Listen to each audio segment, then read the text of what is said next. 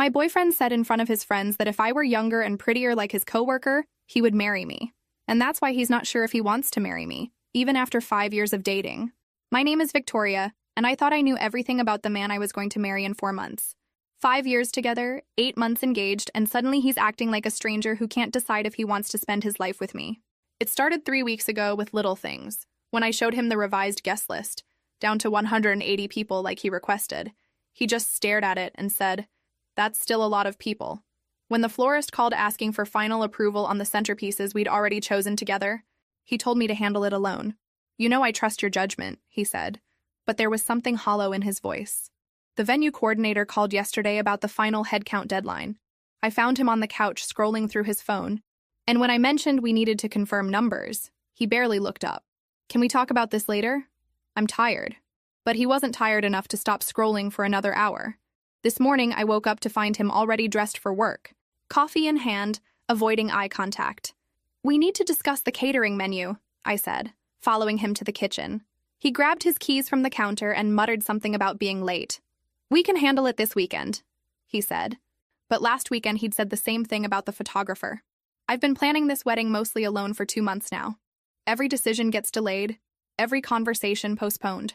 When I bring up the honeymoon to Jamaica we booked last year, he changes the subject. When I mention the marriage counseling session his sister recommended, just to make sure we're on the same page before the big day, he says we don't need it. "Everything's fine," he keeps saying. I'm just stressed about work. But work has always been demanding, and he never used to retreat like this.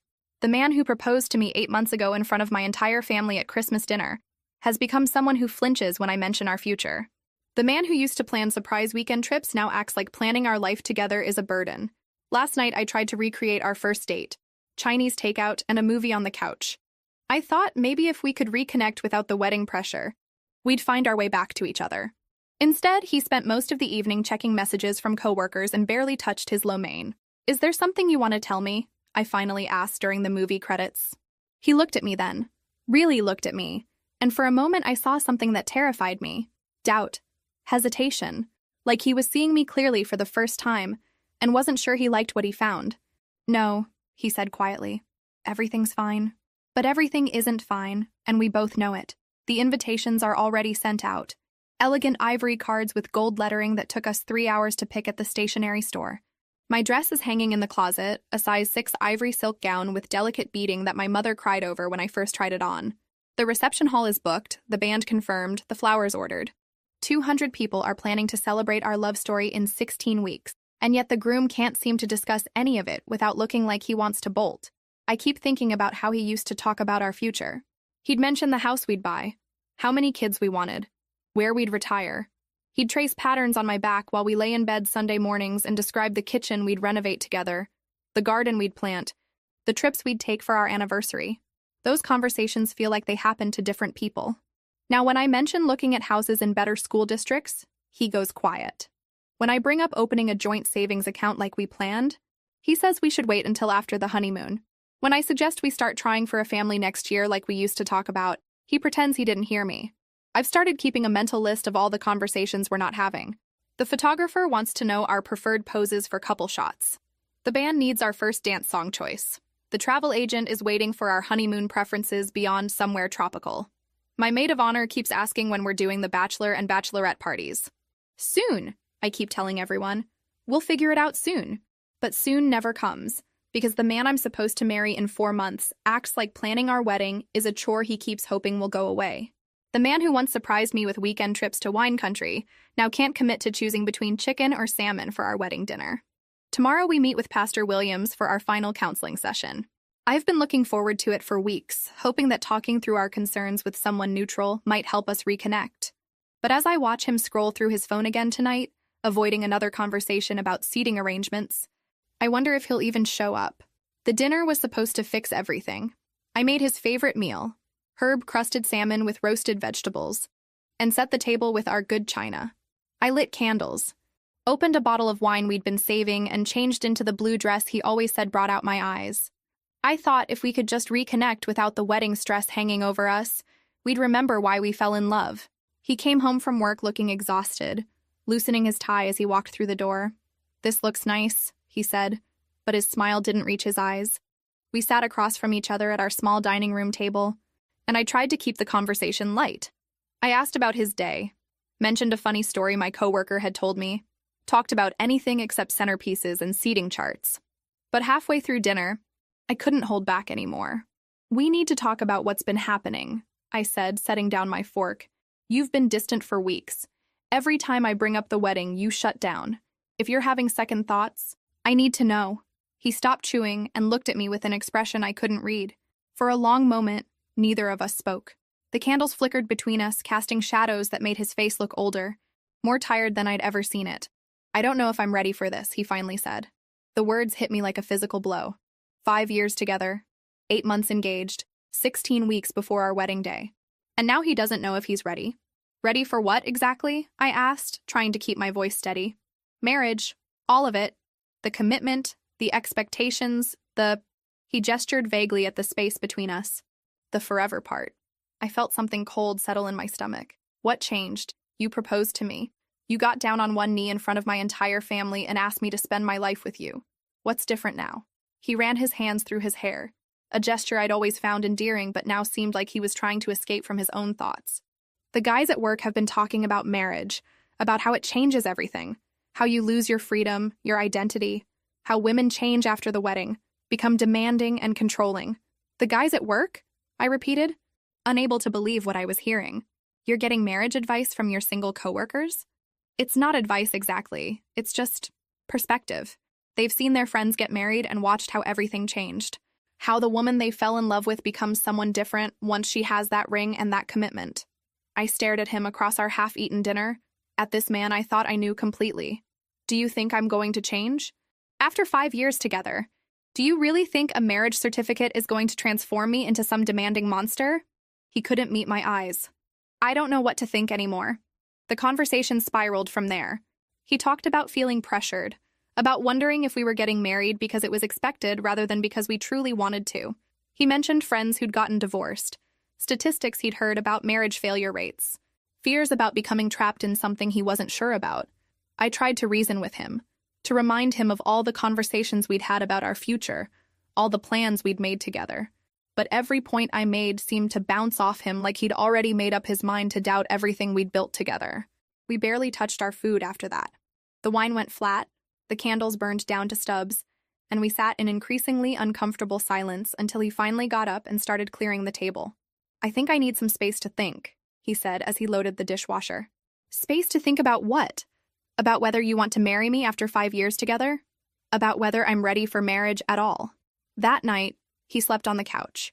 I lay awake in our bed, staring at the ceiling and trying to process what had just happened. The man I was planning to spend my life with had essentially told me he wasn't sure he wanted to spend his life with me. The next morning, he was gone before I woke up. He'd left a note saying he was going out with friends and would be home late. As I sat alone at our kitchen table with my coffee, I realized he'd rather spend Saturday discussing our relationship with his coworkers at a bar than working through our problems with me. The call came at 2:47 on Sunday afternoon. I was folding laundry, trying to keep busy while he was still out with his friends from the night before, when my phone rang. The caller ID showed a number I didn't recognize, but something made me answer. "Victoria? This is Mike from your fiancé's accounting department." I knew Mike vaguely. They'd worked together for about 3 years, and I'd met him at a few office parties. He sounded uncomfortable, like he'd rather be anywhere else than making this phone call. "Hi, Mike. Is everything okay?" There was a long pause. "Look, I've been debating whether to call you all morning, but I think you deserve to know what happened last night." My stomach dropped. "What do you mean?" "We were all at Murphy's Pub, you know, the place downtown with the pool tables. Your fiancé had quite a few drinks, and the conversation turned to relationships, marriage, that kind of thing. Some of the guys were giving him grief about settling down, asking if he was really ready to give up the single life. I sat down heavily on the couch, my hands suddenly shaking. "What did he say?" Mike took a deep breath. He said, God, I hate repeating this, but he said if you were younger and prettier like his coworker Emma, he'd marry you without hesitation. He said that's why he's not sure about the wedding, because he keeps wondering if he could do better. The words hit me like a slap. I felt the blood drain from my face, and for a moment I couldn't breathe. He said, "What?" "I'm sorry, Victoria. I really am." Most of us were shocked. It was cruel and completely out of line. But Tom just kept going. talking about how Emma is only 25 with this perfect figure, while you're 31 and... Mike's voice trailed off. While I'm 31 and what? I managed to ask, though I wasn't sure I wanted to hear the answer. He said you're getting older, that you've put on weight since you got engaged, and that sometimes he wonders what it would be like to be with someone younger and more attractive. He was comparing you to Emma all night. Her body, her face, her age. It was disgusting. I felt like I was going to be sick. This was the man who'd told me I was beautiful every day for 5 years. The man who'd proposed to me in front of my family, who'd promised to love me for better or worse. And he was sitting in a bar with his friends, discussing my physical shortcomings and comparing me to a 25-year-old coworker like I was a used car he was considering trading in. Why are you telling me this? I asked, my voice barely a whisper. Because you deserve better, Mike said firmly. Because what he said was wrong. And because I have a daughter. And I'd want someone to tell her if her fiancé was talking about her that way. The other guys were uncomfortable too. But nobody else had the guts to call you. After I hung up, I sat on the couch in stunned silence. Emma. I knew who she was. She'd started in his department about 6 months ago, fresh out of college with bright eyes and an enthusiasm for everything. I'd met her at the company Christmas party, and she'd seemed nice enough. Young, pretty, bubbly in that way that only comes with being 25 and having the whole world ahead of you. I'd never felt threatened by her because I'd trusted him completely. Now I realized how naive that had been. The front door opened at 6:30, and he walked in looking slightly hungover but trying to appear normal. Hey, babe, he said, kissing my cheek like nothing had happened. Sorry I'm late. We ended up watching the game after lunch. I stared at him. This man who'd spent the previous night telling his coworkers that I wasn't young enough or pretty enough for him. Who'd been comparing my 31-year-old body to that of a woman 6 years younger. Who'd been questioning whether he could do better than the woman he'd asked to marry him. How was your night? I asked quietly. Fine. Just the usual guy stuff. You know how it is. But I didn't know how it was. Because I'd never sat around with my friends discussing whether my fiancé was attractive enough for me or whether I could find someone better looking or younger or more successful. I'd never reduced the man I loved to a checklist of physical attributes and found him lacking. Did you talk about us? I asked.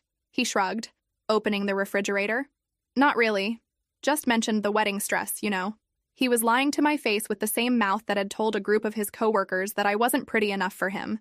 The same voice that had promised to love and cherish me was the one that had spent hours the night before cataloging my physical flaws compared to a woman 6 years younger. I wanted to confront him right then, to scream and cry and demand explanations. But I also wanted to see how deep this betrayal went, how long he would continue lying to me while planning our life together. So I just nodded and went back to folding laundry, my hands shaking as I tried to process that the man I was going to marry in 15 weeks thought I wasn't good enough for him. The call from his mother came Tuesday morning while he was at work. I almost didn't answer. I'd been avoiding most phone calls since Mike's revelation, not trusting my voice to sound normal. But something about seeing her name on the screen made me pick up. Victoria, honey, I need to talk to you, she said, and I could hear tears in her voice. Can we meet for coffee today? It's important. An hour later, I sat across from her at our usual cafe downtown, watching this woman who'd been like a second mother to me for 5 years struggle with words she clearly didn't want to say. She kept fidgeting with her coffee cup, starting sentences and stopping, looking everywhere except at my face.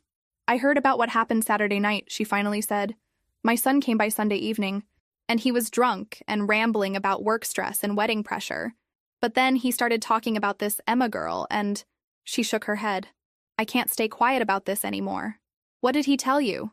I asked, though I wasn't sure I wanted to know. He's obsessed with her, Victoria. Not just attracted, obsessed. He talks about her constantly when he thinks no one's listening. He mentions what she wore to work, what she said in meetings, how she laughs at his jokes. He compares everything to her. The restaurants she likes, the movies she mentions, even the way she does her hair. I felt that familiar sick feeling in my stomach. How long has this been going on? Months. Since she started working there. At first I thought it was just a harmless crush. You know, the kind married men sometimes get. But it's gotten worse. He follows her on social media.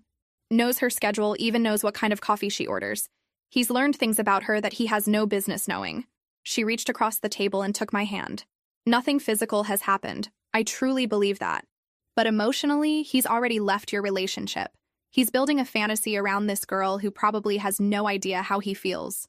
I thought about all the evenings he'd come home distracted, All the times he'd mentioned Emma said this or Emma thinks that in casual conversation. I'd thought he was just being friendly with a new coworker. I'd never imagined he was cataloging every detail of her existence. There's more, his mother continued, her voice getting softer. He told me Saturday night that he keeps wondering what it would be like to start over with someone young and fresh, someone without the history and expectations you two have built up.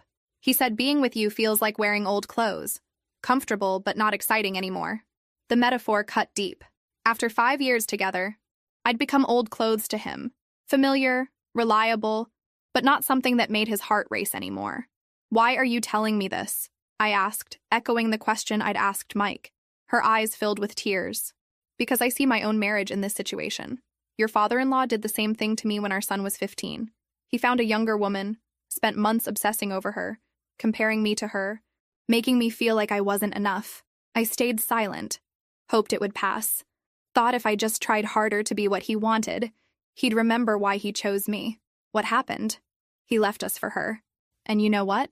That relationship lasted exactly 8 months before she found someone even younger and more exciting. He came crawling back, but by then I'd realized I deserved better than someone who saw me as a consolation prize.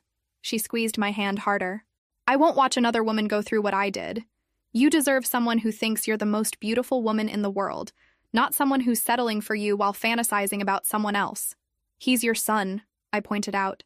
Why would you tell me this instead of talking to him? Because I've tried talking to him. I've told him he's being disrespectful to you, that he's sabotaging a good relationship for a fantasy. But he just gets defensive and claims I don't understand. He says Emma represents possibilities, while you represent responsibilities. The word responsibilities stung almost as much as everything else. I wasn't his partner anymore. I was a burden he felt obligated to carry. I love my son, she continued, but I love you too, and I won't watch him destroy you the way his father tried to destroy me. You're 31 years old, Victoria. You're beautiful, intelligent, successful, and kind. Don't waste any more time on a man who can't see your worth. After she left, I sat in the cafe for another hour, processing everything she'd told me. The man I was supposed to marry in 14 weeks wasn't just having cold feet about marriage. He was actively fantasizing about being with someone else. While I'd been planning our future, he'd been imagining his life with a 25-year-old coworker who probably saw him as nothing more than a friendly older colleague. I thought about all the signs I'd missed. All the conversations about Emma that I'd dismissed as harmless workplace chatter. I remembered how his face would light up when he mentioned her, how he'd started paying more attention to his appearance on workdays, how he'd become critical of little things about me that had never bothered him before. His mother was right. He'd already left our relationship emotionally. I was just the last one to know. I waited until Thursday evening to confront him. I'd spent 2 days rehearsing what I would say, how I would handle his lies and denials. But when he walked through the door that night, looking tired but trying to smile at me like nothing had changed, all my careful planning fell apart. We need to talk, I said before he could even set down his briefcase. Something in my tone must have warned him. His shoulders tensed and that fake smile disappeared. About what? About Emma. He went very still. For a moment, neither of us moved. Then he slowly set his briefcase down and turned to face me fully. What about Emma? About what you said at Murphy's pub on Saturday night. About how if I were younger and prettier like her, you'd marry me without hesitation. About how you've been wondering if you could do better. His face went white, then red. Who told you that? Does it matter? Is it true? He opened his mouth, closed it, then ran his hands through his hair in that gesture that used to seem endearing, but now just looked like guilt. It's not what it sounds like. Then explain it to me.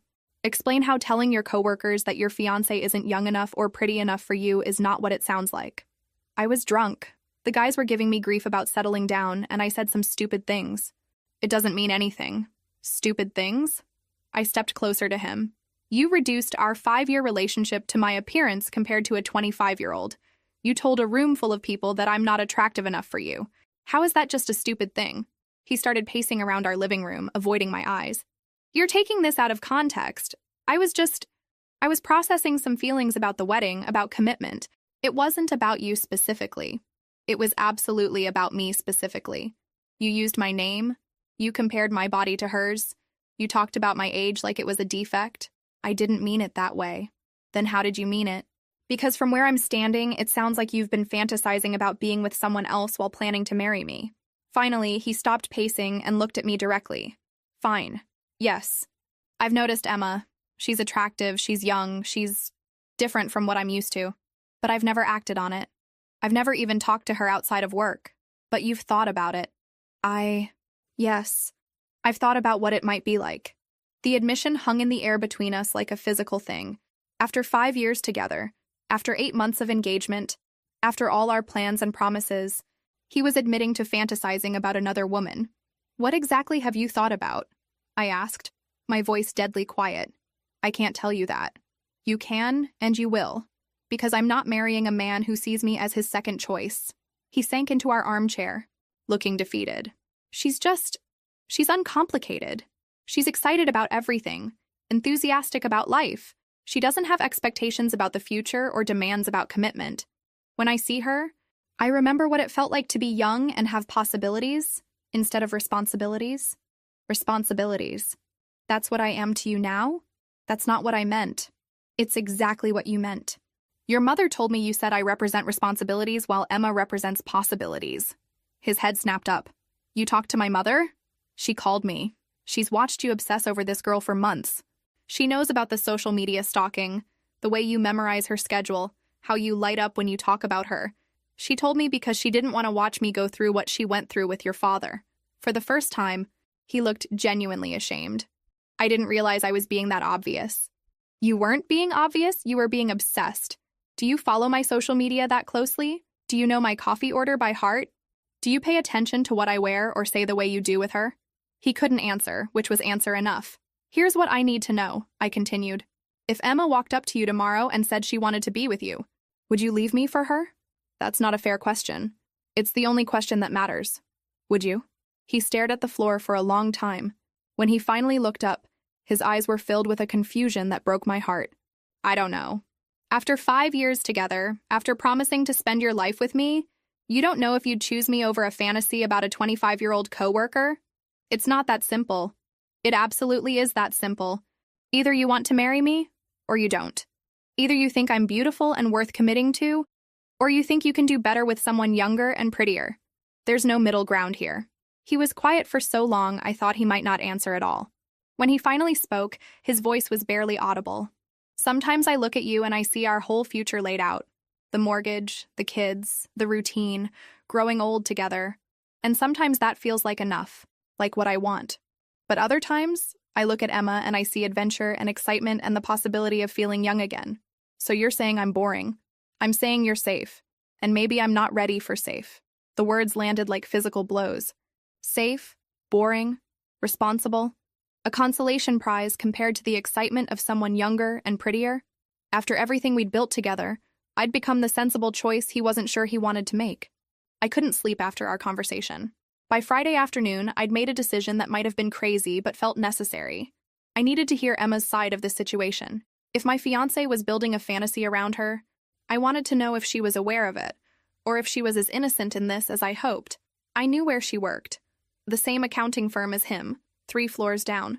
I also knew she usually grabbed coffee from the shop across the street around 3 p.m., because he'd mentioned it enough times for me to memorize her routine along with him. I waited outside the coffee shop, feeling like a stalker but needing answers. When she emerged with her usual vanilla latte, I approached her before I could lose my nerve. Emma? I'm Victoria. I'm engaged to your coworker from the 7th floor. She looked confused for a moment, then recognition dawned. Oh, from the Christmas party. Hi, how are the wedding plans going? Her enthusiasm was genuine, which somehow made everything worse. She had no idea that my fiancé had been using her as ammunition against our relationship. That's actually what I need to talk to you about. Could we sit down for a few minutes? We found a table in the corner of the coffee shop, and I watched her face as I explained what had happened. Her initial confusion gave way to shock, then disgust, then something that looked like genuine anger. He said, "What about you?" she asked, her voice rising. That if I were younger and prettier like you, he'd marry me without hesitation, that he wonders if he could do better. Oh my God. She covered her face with her hands. Victoria, I am so sorry. I had no idea he was thinking about me that way, let alone comparing us. So you've never encouraged him, never flirted or given him signals? Absolutely not. She looked horrified. He's engaged. And even if he wasn't, He's 15 years older than me and my supervisor's colleague. I've always been completely professional with him, but he knows a lot about you. Your schedule, your coffee order, what you post on social media. Her expression darkened. I've noticed him around more than seemed normal. He always happens to be in the break room when I am. He comments on my social media posts within minutes of me posting them. And he asks a lot of personal questions that feel inappropriate coming from someone that senior. Have you encouraged any of it? God, no. I've been trying to figure out how to handle it without making things awkward at work. I don't want to get him in trouble, but his attention has been making me uncomfortable for months. I felt a mix of relief and sadness. Relief that Emma wasn't some manipulative woman trying to steal my fiancé, but sadness that my situation was even worse than I'd thought. He wasn't just comparing me to her. He was essentially harassing a younger coworker who wanted nothing to do with his attention. There's something else, Emma said, looking uncomfortable. Last month, there was this group happy hour after work. Most of the department went, and we were all sitting around talking. The conversation turned to relationships, and someone asked him about his wedding plans. What did he say? He said he was having second thoughts about settling down so young. Someone pointed out that 36 isn't that young, and he said he meant settling down with someone who was already 31. He said maybe he should find someone who still had their whole 20s ahead of them, someone who hadn't already lived through their fun years. The words hit me like a punch to the gut. He'd been having these conversations about me with his coworkers for months, not just that one night at Murphy's pub. I was mortified, Emma continued. Everyone was uncomfortable. It was so disrespectful to you, and it made me realize that his attention toward me wasn't innocent. He was using me as an example of what he wished he had instead of you. Did anyone say anything to him? A couple of people tried to change the subject, but he kept going. He talked about how marriage was supposed to be about settling down, but he wasn't sure he wanted to settle. He said looking at younger women in the office made him question whether he was ready to commit to someone his own age. I felt sick. This wasn't a momentary lapse in judgment brought on by pre-wedding jitters. This was a pattern of disrespect that had been going on for months. I want you to know, Emma said, leaning forward earnestly, that using someone as a measuring stick against their partner is disgusting. You deserve so much better than a man who talks about you that way behind your back. Thank you for being honest with me. Can I be even more honest? She asked. From what I've observed, he has this fantasy about me that has nothing to do with who I actually am. He thinks I'm this carefree, exciting person because I'm 25, but I work 60-hour weeks, I live with 2 roommates to afford rent, and I spend most of my free time studying for my CPA exam. I'm not more fun or exciting than you.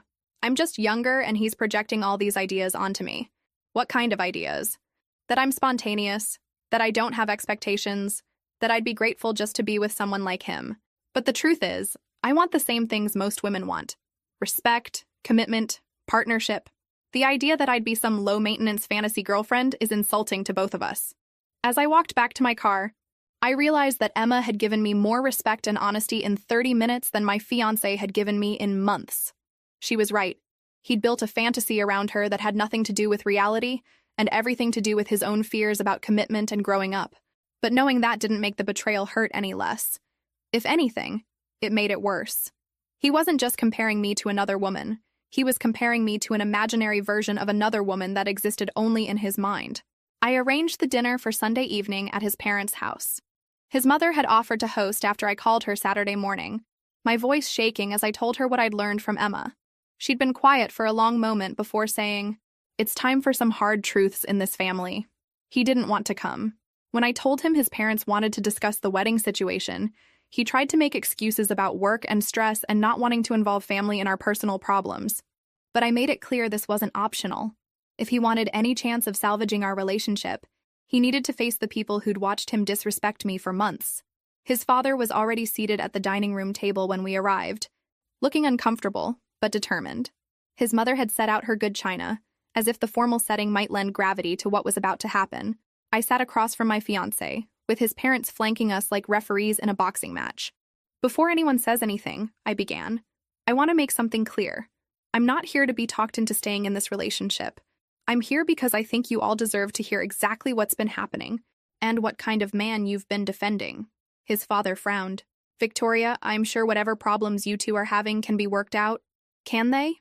I interrupted. Can you work out the fact that your son has spent months telling his coworkers that I'm too old and not pretty enough for him? That he's been obsessing over a 25-year-old colleague and using her as proof that he could do better than me? The silence that followed was deafening. I could see his father processing the words, his expression shifting from confusion to disgust. His mother just nodded sadly, as if she'd been expecting this moment for months. "Tell them," I said to my fiancé, who was staring at his plate. "Tell your parents what you told your coworkers about me." "This is private," he mumbled. "Nothing about this is private anymore. You made it public when you discussed my inadequacies with a room full of people. So tell them. Tell your father what you said about my age and my appearance." He finally looked up, his face flushed with shame and anger. "Fine. I said some things I shouldn't have said. I was drunk and frustrated about the wedding pressure, and I made some comparisons I shouldn't have made." "What kind of comparisons?" his father asked, his voice dangerously quiet. I said that if Victoria were younger and more attractive like a woman I work with, I'd be more excited about getting married." His father's face went white, then red. "You said, what about the woman you're supposed to marry in 3 months?"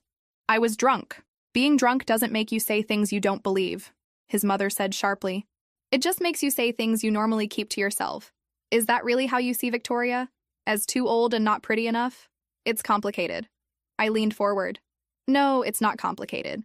You've been having an emotional affair with a fantasy version of your coworker while planning to marry me. You've been discussing my physical flaws with anyone who'll listen while expecting me to commit my life to you.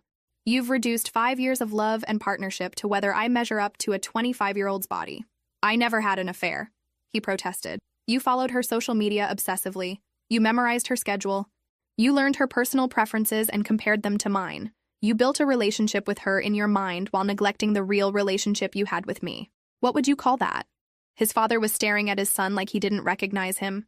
"This is how you treat a woman who's devoted 5 years of her life to you? This is how you prepare for marriage?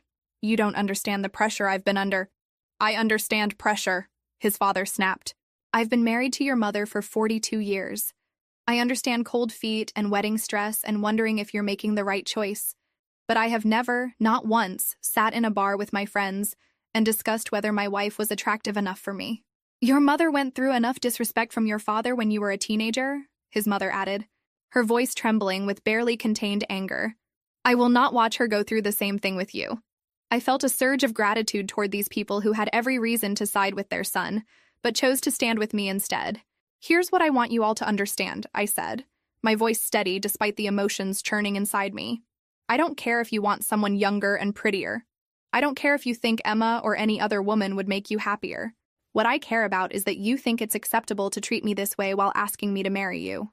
I stood up, surprising everyone at the table. I spent 5 years loving a man I thought loved me back. I spent 8 months planning a wedding with someone who was fantasizing about being with someone else.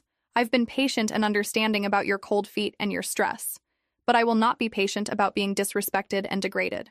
"Victoria, please sit down," his mother said gently. "Let's talk this through." "There's nothing to talk through. He's shown me exactly how he sees me, and I'm finally listening. You can find someone younger and prettier if that's what you want. But you won't find someone who loved you the way I did, or someone who would have been as loyal as I've been. And I guarantee you won't find someone who'll put up with being your second choice." I walked toward the door, then turned back to face him one last time. "The wedding is off. You can explain to the guests why. You can deal with the deposits and the cancellations, and you can spend the rest of your life wondering if the fantasy was worth losing the reality." As I drove home, I felt something I hadn't experienced in months. Relief. For the first time since this nightmare began, I wasn't trying to save a relationship with someone who didn't value me. I was finally walking away from someone who saw me as not good enough, and toward a future where I wouldn't accept anything less than being someone's first choice. The cancellation announcements went out Monday morning. I'd spent Sunday night crafting a simple, dignified message. Victoria and his name have mutually decided to call off their wedding. They ask for privacy during this time and appreciate everyone's understanding. But by Wednesday, the real story was making its way through our social circles, and it wasn't coming from me. His mother called me that afternoon, sounding both apologetic and furious. "I thought you should know that Emma filed a complaint with HR yesterday. Apparently, his behavior toward her was worse than any of us realized." "What kind of complaint?" "Sexual harassment. She documented months of inappropriate attention. Him finding excuses to be near her workstation, commenting on her appearance, asking personal questions about her dating life, even following her to the parking garage after work hours. She finally decided to speak up after learning about what he said at Murphy's pub. I felt a mix of vindication and disgust. Emma had been dealing with harassment while I'd been planning my wedding to her harasser. There's more, his mother continued. HR interviewed other people in the department, and apparently his behavior was an open secret. Multiple co-workers witnessed inappropriate comments and attention. They're conducting a full investigation. Is he going to lose his job? He's been suspended pending the investigation. And honestly, Victoria, I hope he faces consequences. What he did to you was horrible, but what he did to that poor girl was predatory. The story spread through our friend groups like wildfire. By Friday, I was getting calls and texts from people I hadn't talked to in months, all expressing shock and support. The narrative that emerged wasn't the one he'd probably hoped for.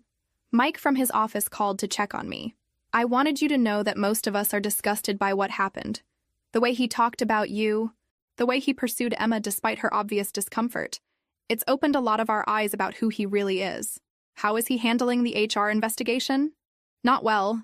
He's been calling people, trying to get us to downplay what we witnessed or heard. He even had the nerve to ask me to change my story about the Murphy's pub incident. He claims he was just venting about wedding stress, not seriously comparing you to Emma. But you were there. You heard what he actually said. I heard him spend 2 hours systematically tearing down everything about you, while building up fantasies about a woman young enough to be his little sister. There's no spin that makes that acceptable. The social media fallout was swift and brutal. Someone had screenshotted his excessive interactions with Emma's posts. The immediate likes, the flirty comments, the way he'd started mirroring her interests in his own posts. Friends began connecting the dots between his online behavior and the canceled wedding. My maid of honor posted a simple message. Some people show you who they really are when they think no one is watching. I'm proud of my friend for choosing self-respect over settling for someone who couldn't see her worth. The comments that followed were overwhelmingly supportive of me and critical of him. People shared their own stories of partners who'd made them feel not enough and praised my decision to walk away rather than compete with fantasies. His college friends, men who'd known him for 15 years, started distancing themselves from him publicly. One posted, "Real men don't tear down the women who love them to build up fantasies about women they'll never have." Disgusting behavior from someone I thought I knew. The professional consequences extended beyond HR. His reputation in the industry took a hit as word spread about the harassment complaint and his treatment of me. Emma wasn't just some random woman. She was well-liked and respected by colleagues who now saw him as someone who'd abused his seniority to make a younger coworker uncomfortable. Thursday evening, his mother invited me to dinner, just the two of us. We sat in her kitchen, the same place where she'd helped me plan engagement party menus and discussed wedding traditions. "I owe you an apology," she said. "I saw the signs of what he was becoming, and I should have spoken up sooner." "You did speak up. You told me about Emma when I needed to know. I should have told him that his behavior was unacceptable before it got to this point. I should have raised a son who knew better than to treat women this way. He's 36 years old. His character isn't your responsibility anymore." She was quiet for a moment, then said, "His father and I are ashamed. We've watched you grow into an amazing woman over the past 5 years.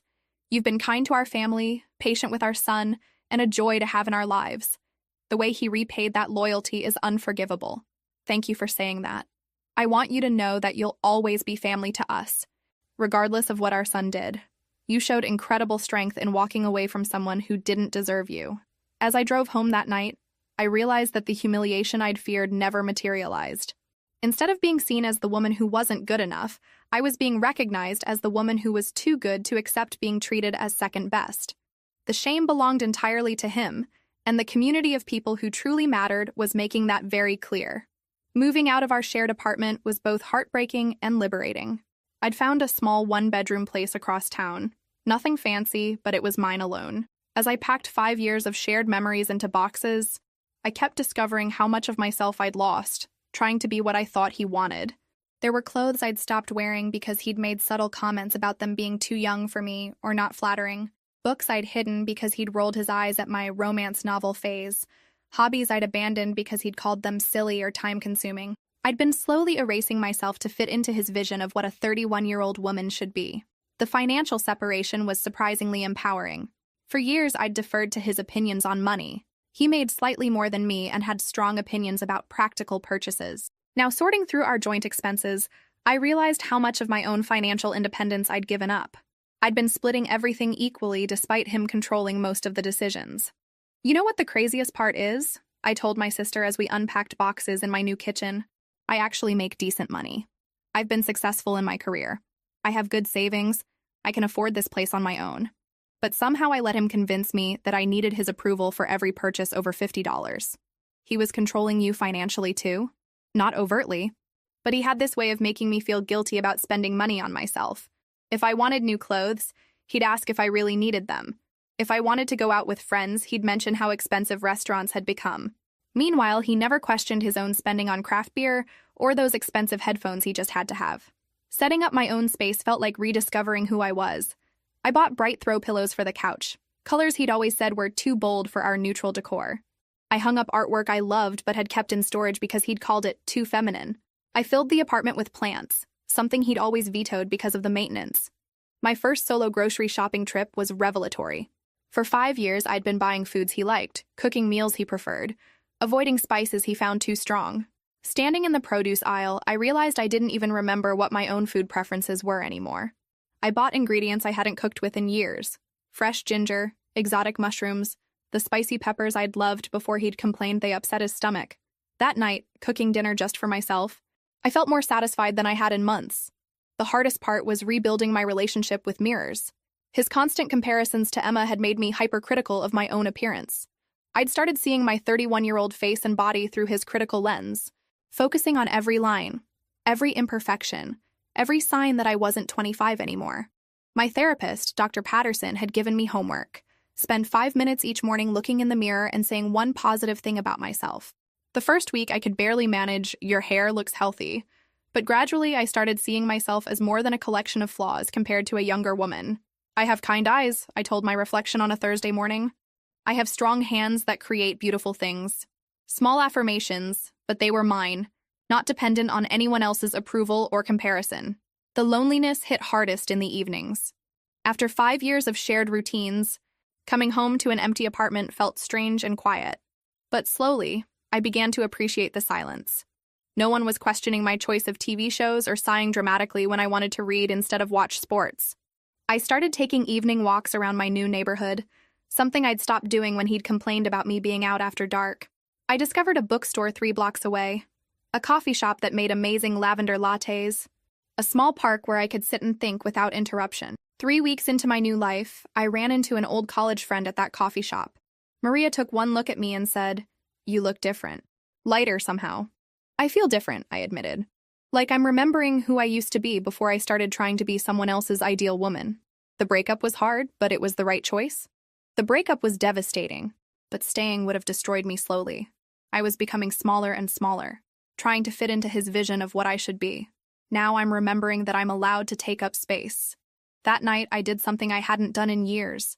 I took a long bath with expensive bath salts, lit candles around the tub, and read a romance novel without feeling guilty about it. It was a small act of self-care, but it felt revolutionary. I was learning that rebuilding self-esteem wasn't about convincing myself I was perfect. It was about remembering that I was enough, exactly as I was. Not too old, not too demanding, not too much. Just enough. He showed up at my apartment on a Tuesday evening, 6 weeks after I'd moved out. I saw him through the peephole, standing in the hallway looking nervous and rehearsed, probably having practiced whatever speech he'd prepared. For a moment, I considered not answering, but I knew this conversation needed to happen eventually. "What do you want?" I asked through the door. "Please, Victoria, just 5 minutes. I need to talk to you." I opened the door but didn't invite him in. He looked terrible, thinner than when I'd last seen him, with dark circles under his eyes and stubble that suggested he hadn't been taking care of himself. Part of me felt a familiar urge to comfort him, but I pushed it down. His suffering wasn't my responsibility anymore. "You look good," he said, and I could see him taking in my appearance. I was wearing a bright blue dress I'd bought the week before, one that made me feel confident and beautiful. "This place is nice too." "What do you want?" I repeated. "I want to apologize. I want to explain what happened, and I want to see if there's any way we can work through this." "There isn't. Just hear me out." "Please, I know I made mistakes, but I've been thinking about everything that happened, and I realize now how wrong I was. The thing with Emma was never real. It was just me panicking about commitment and projecting fantasies onto someone who meant nothing to me." I leaned against my doorframe, not inviting him in, but listening to see where this would go. I was scared about getting married, about growing up and taking on all those responsibilities. When I saw Emma, she represented this fantasy of staying young, of not having to face adult commitments. But it was never about her specifically, and it was never about you not being enough. So you destroyed our 5-year relationship because you were scared of growing up? I know how it sounds, but I've had time to think, and I realize what a mistake I made. You're the best thing that ever happened to me. You're beautiful, intelligent, successful, kind, everything I should want in a partner. I was an idiot to let my fears make me forget that. His words might have moved me 6 weeks earlier, but now they just sounded hollow. Do you hear yourself? You're talking about me like I'm a good deal you almost passed up. Like I'm a sensible choice you should appreciate more. That's not what I mean. It's exactly what you mean. You're not saying you love me passionately or that you can't live without me. You're saying I'm a good catch that you were foolish to undervalue. You're still seeing me as a practical decision rather than the love of your life. He stepped closer, and I could smell his familiar cologne. I do love you. I've always loved you. No. You loved the idea of me. You loved having a girlfriend who was stable and supportive and easy to be with. But when it came time to commit to me as a real person, someone who ages, someone who has needs and expectations, someone who isn't a fantasy, you balked. I'm ready to commit now. I want to marry you, have the life we planned together. Because your fantasy didn't work out? Because Emma filed a harassment complaint and you realized she was never interested in you? Because your reputation is damaged and you need someone loyal to help rebuild it? His face flushed. It's not like that. Then tell me, if Emma had been interested in you, would you be here right now trying to win me back? He was quiet for too long, which was answer enough. That's what I thought. You don't want me back because you realized I'm amazing and you made a mistake. You want me back because I'm safe and available and willing to forgive you. You want me back because starting over with someone new would be difficult, and I represent the easy path. Victoria, please. I know I hurt you, but we can get past this. We have 5 years of history together. That has to count for something. It does count for something. It counts as 5 years of my life that I gave to someone who saw me as his consolation prize. 5 years of loving someone who was always wondering if he could do better. I straightened up, preparing to close the door. I've learned something important over the past 6 weeks. I'd rather be alone than be with someone who sees me as the sensible choice. I'd rather start over completely than spend my life with someone who settled for me. I wasn't settling. I chose you. You chose me because I was there, because I was convenient, because I fit into your life without requiring too much adjustment. But you never chose me because you thought I was the most amazing woman in the world. And that's what I deserve. Someone who chooses me because they can't imagine being with anyone else. You're being unrealistic. That kind of fairy tale love doesn't exist in real life. Maybe not. But I'd rather spend my life searching for it than accepting someone who thinks loving me is a reasonable compromise. He stood there for another moment, seeming to realize that no argument was going to change my mind. I hope you find what you're looking for, he said finally, though his tone suggested he thought I was making a mistake. I hope you grow up and learn to value the people who love you before they get tired of not being valued. After I closed the door, I leaned against it for a few minutes, processing the conversation. I felt sad but not regretful. He'd confirmed everything I'd suspected, that he saw me as the safe choice he should have been grateful for, not the irreplaceable love of his life. For the first time since this whole nightmare began, I was absolutely certain I'd made the right choice. 2 months after his failed reconciliation attempt, I was surprised to receive a text from his mother asking if I'd like to meet for lunch. I'd been wondering if maintaining that relationship was healthy or wise, but something about her message felt important. We met at a small bistro downtown, the kind of place where we used to plan family gatherings and holiday menus. She looked older than I remembered, more tired, but her smile was genuine when she saw me. "You look wonderful," she said, embracing me warmly, truly radiant. "Thank you. How are you doing with everything?" She sighed as we sat down. "It's been difficult. Watching your child make such destructive choices, realizing you raised someone capable of treating people that way, it changes how you see yourself as a parent. His choices aren't a reflection of your parenting. He's an adult who made selfish decisions. Perhaps. But I keep thinking about the conversations I should have had with him about respecting women, about what real love looks like. Maybe if his father and I had modeled a healthier relationship, he would have understood that love isn't about finding the perfect person. It's about choosing to see someone as perfect for you. I thought about what she was saying. What's happened with him since the HR investigation? He was terminated. The investigation found a pattern of inappropriate behavior not just toward Emma, but toward other young women in the office over the past few years. Apparently, he'd created an uncomfortable environment for several people. I felt a mix of satisfaction and sadness. Is he facing any legal consequences? Emma chose not to pursue criminal charges, but she did file a civil complaint. His reputation in the industry is essentially destroyed. He's having trouble finding work, and most of our mutual friends have distanced themselves from him. I'm sorry you're dealing with the fallout from his choices. Don't be sorry. I'm proud of Emma for standing up for herself, and I'm proud of you for refusing to accept being treated as second best. You've both shown more courage than my son ever has. She paused, choosing her words carefully. I wanted to see you because I need you to know that losing you isn't just his loss. It's ours too. You've been like a daughter to me for 5 years. I understand if maintaining a relationship with his family isn't something you want, but I hope you know that our love for you isn't conditional on your relationship with him. I felt tears prick my eyes. I've missed you too, but I wasn't sure if it would be appropriate to maintain contact. More than appropriate, necessary. Your family, Victoria. Real family. And real family doesn't abandon each other when things get complicated. We spent the rest of lunch catching up on my new life, my therapy progress, and my plans for the future. She told me about the trip to Europe she'd been planning with his father, something they'd put off for years while enabling their son's poor choices. We're learning to stop making excuses for him, she admitted. For too long, we justified his behavior, blamed his stress or his fears instead of holding him accountable. Watching what he did to you was a wake-up call. What's he doing now? Living in a studio apartment across town, working temporary jobs while trying to rebuild his reputation. He started therapy, which is overdue by about 20 years. But honestly, I don't know if he's capable of the kind of genuine self-reflection that real change requires. Do you think he understands what he lost? I think he understands that he lost something valuable.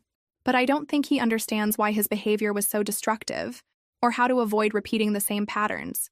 He still talks about what happened like it was a series of unfortunate misunderstandings rather than deliberate choices to disrespect you. After lunch, she walked me to my car. I want you to promise me something, she said. Promise me you won't settle for less than you deserve in your next relationship. Promise me you'll hold out for someone who sees you the way you should be seen, as an incredible woman who any man would be lucky to have. I promise. I'm learning what healthy love looks like, and I won't accept anything less. Good. And promise me you'll stay in touch. Just because my son was too foolish to appreciate you doesn't mean the rest of us don't recognize what we almost lost.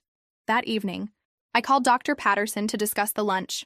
How did it feel to maintain that relationship? She asked. Healing, actually. It reminded me that the problem wasn't with me. It was specifically with him. His own family recognizes that he treated me badly and that I deserved better. That's significant progress. You're learning to separate your worth from his inability to see it. I'm also learning what I actually want in a relationship. Not just someone who won't cheat or lie or compare me to other women. That's bare minimum. I want someone who actively chooses me every day, who sees my age and experience as assets rather than liabilities, who celebrates my success instead of feeling threatened by it. Those are healthy standards. For the first time in years, I'm not trying to shrink myself to fit into someone else's vision of what I should be.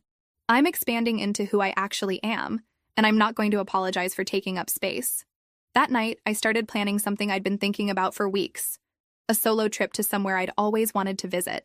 Not as a consolation prize for my failed relationship, but as a celebration of my newfound independence and self-respect. 3 months after walking away from a man who saw me as not enough, I'm writing this from a cafe overlooking the Mediterranean Sea in Barcelona. The irony isn't lost on me. This is where we were supposed to honeymoon. I'd kept the tickets after canceling the wedding, thinking maybe I'd use them someday. That someday turned out to be now, and I'm here alone by choice. The trip almost didn't happen. 2 weeks before leaving, I ran into him at the grocery store. He looked surprised to see me. Then his eyes took in my appearance with that familiar, assessing look. I was wearing a sundress I'd bought for the trip, my hair longer than he'd ever liked it, my confidence visible in the way I carried myself. You look different, he said, blocking my path between the produce section. I feel different. I heard you're going to Spain. That was supposed to be our honeymoon destination. Now it's my celebration of new beginnings destination. He shifted uncomfortably. Victoria, I've been thinking a lot about what you said, about how I made you feel like a consolation prize. I want you to know that wasn't true. I did love you. Past tense noted.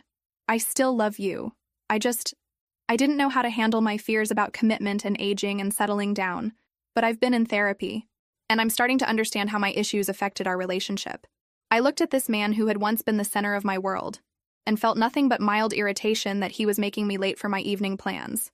I'm glad you're getting help, but this conversation is 3 months too late and completely irrelevant to my life now. Don't you think we owe it to 5 years together to try again? To see if we can work through this now that I understand what went wrong? What we owe to those 5 years is to learn from them. I learned that I deserve better than someone who sees loving me as settling. What did you learn? He was quiet for a moment. I learned that I lost the best thing that ever happened to me. No, you learned that actions have consequences. If you'd actually learned that I was the best thing that ever happened to you, you would have treated me that way when you had the chance. I started to push my cart past him, but he stepped sideways again. I know I don't deserve another chance, but I'm asking for one anyway. I'll spend the rest of my life making up for how I treated you. The rest of your life should be spent learning how to value people before you lose them, so you don't make the same mistakes with someone else. But it won't be spent making anything up to me, because I'm done accepting apologies in place of respect. So that's it? 5 years together means nothing? 5 years together means everything. It taught me exactly what I will and won't accept in my next relationship. It taught me that I'd rather be single than be with someone who thinks I'm not good enough. It taught me that my worth isn't determined by whether someone chooses to see it.